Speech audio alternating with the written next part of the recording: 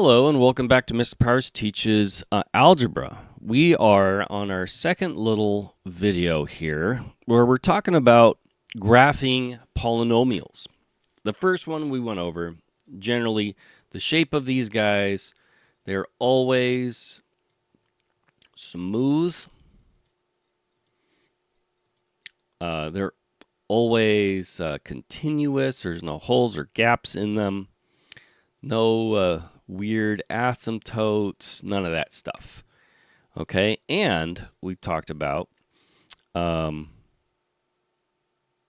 the behavior of roots with a different multiplicity. So here we have -5, a root -5, and so it's squared right there. So you're going to look like a parabola there. It's just going to touch. But if we had an odd number, like here at -4, it's going to go through. And it's going to look like if it's 3 or 5 or 7, it's going to look kind of like that cubic shape, like an S almost. But if it's linear like here, it's like x minus 6, the 6. So it's going to go straight down. No curviness at all right there. So we talked about that. Now, what we want to do is talk about the end behavior in a graph. Okay?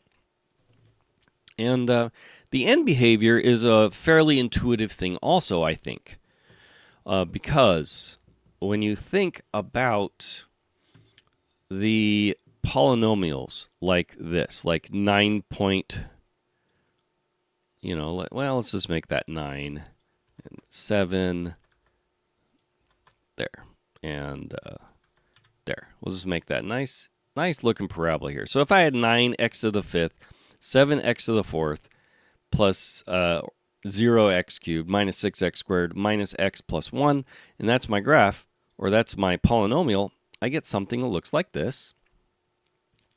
All right. And what's my end behavior going to look like? Well, it's really easy. All I have to do is look at the highest power of x. It's 9x to the 5th.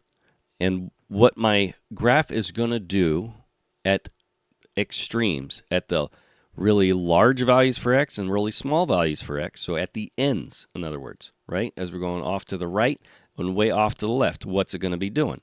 It's going to be doing the exact same thing that just this would be doing, right? Because that x to the 5th gets so much larger at large values of x than all the other powers that this takes over at large values of x, very much so. So let's look at that. Y equals, and actually we can get rid of these roots now. So y equals ax, to the 5th. And so that's going to give me that 9x to the 5th again. So that's in red. So if I only had 9x to the 5th, it's a lot like 9x cubed, but it's a little flatter, more curvy in some spots.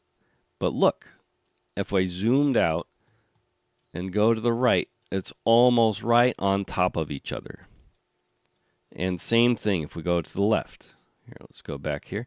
We go down to the left. What's it doing? Almost the exact same thing as my big, long, complicated 5th degree polynomial does. Just by taking that first coefficient, so 9x to the 5th. It behaves the exact same way. Where it's different would be in the middle. Because in the middle, there's other stuff going on, that the x to the 4th term, the x cubed, the x squared, all that stuff is messing with it. So we can change it, right? Look, let's make it -2. Okay, -3 x to the 5th. There's weird stuff going in my graph. There's 1, 2, 3, 4. I can see 4 turning points, but with just right here, with just the -3x to the 5th, if I only made a graph of just this, I don't have all that going on. But at the ends, as I go left, it gets higher and higher.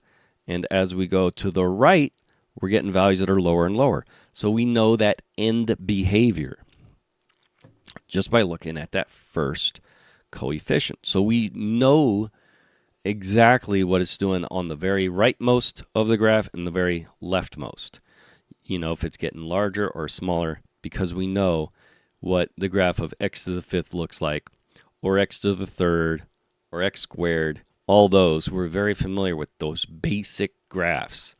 And if we're not, we can just graph a few points on a basic one and we know, oh yeah, that's right. That's what the shape is.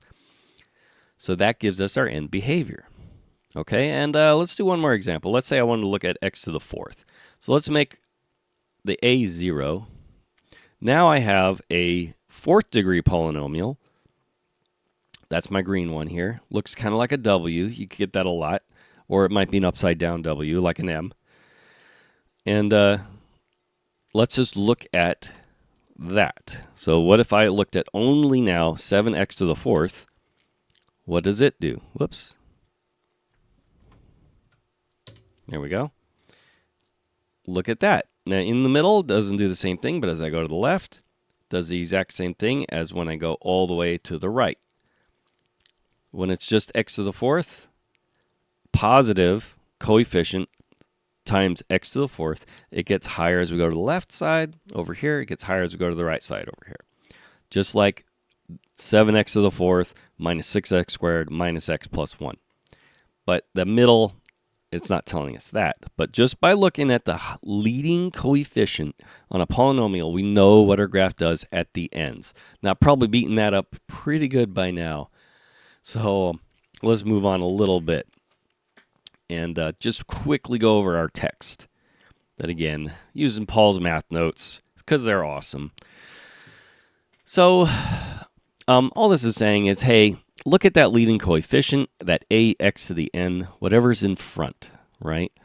Look at that, and what would that do on its own? And so we got these rules you can memorize. If you don't want to do it the way I was explaining it, which I think is very intuitive, you can do it like this. If a is greater than 0 and n is even, so in other words, when n is even, this x to the n, like here, we were doing x to the fourth. When it's even, it's a parabola, right? It's kind of like a parabola. It's a little different, but it's going to be like a parabola, even if it was to the sixth. If I had to the sixth here, same thing, right? If I have it to the eighth, same thing. It just, its shape changes a little bit, but you still get that kind of a U shape. Okay, so that's what it's saying right here. A is positive, n is even. P of x will increase without bound at both endpoints. So as we keep going to the left, it's going to be increased. Keep going to the right, it's increasing. And you can just think of x squared. What's the other case? The other case is a is positive and n is odd, right? So we can look at those. Bx cubed. And of course, let's give us something to the fifth. Good enough. Okay.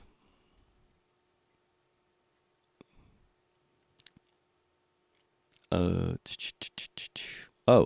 third, 1, 2, 3, to the fifth, positive. There it is. Okay, it's a good example. Okay, so if a is greater than 0 and n is odd, it's going to look like this. Like here, this is just flat out x cubed, right?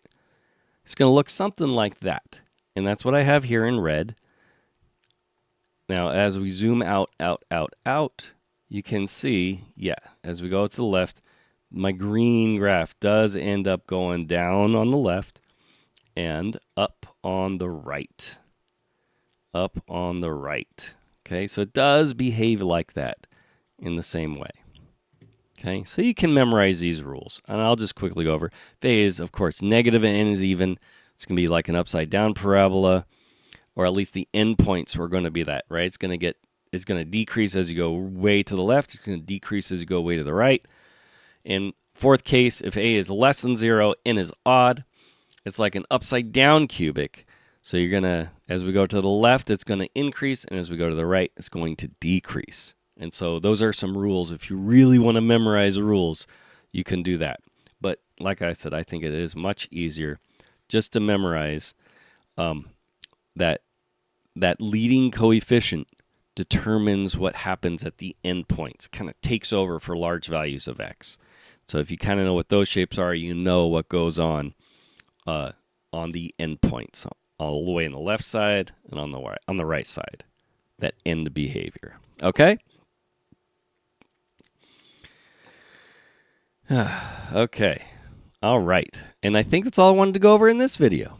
Next time, we are going to actually go into graphing one of these. We're going to put all this together, plot some points, and sketch out a graph. So until next time, enjoy doing math.